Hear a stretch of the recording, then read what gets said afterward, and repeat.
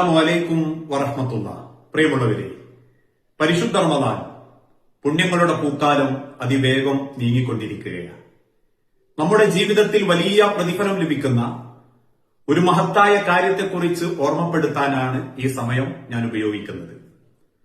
10ഓളം നന്മകൾ രേഖപ്പെടുത്തുകയും 10ഓളം തിന്മകൾ മായ്ക്കപ്പെടുകയും 10ഓളം സ്ഥാനങ്ങൾ ഉയർത്തപ്പെടുകയും 10 അടിമകളെ മോചിപ്പിക്കപ്പെട്ട കൂലി ലഭിക്കുകയും അള്ളാഹുവിന്റെ സംരക്ഷണത്തിലാവുകയും ചെയ്യുന്ന മഹത്തായ ഒരു ദിക്ർ, പ്രാർത്ഥന.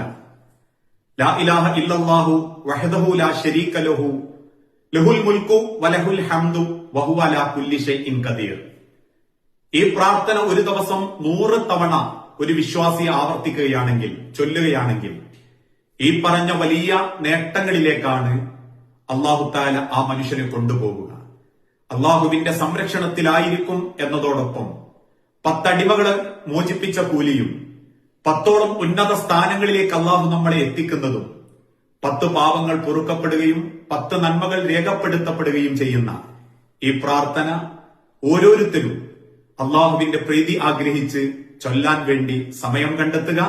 ലാ ഇലാഹ ഇല്ലല്ലാഹു വഹ്ദഹു ലാ ശരീക ലഹു ലഹുൽ മുൽക്കു വലഹുൽ ഹംദു വഹുവ അലാ കുല്ലി ഷൈഇൻ ഖദീർ.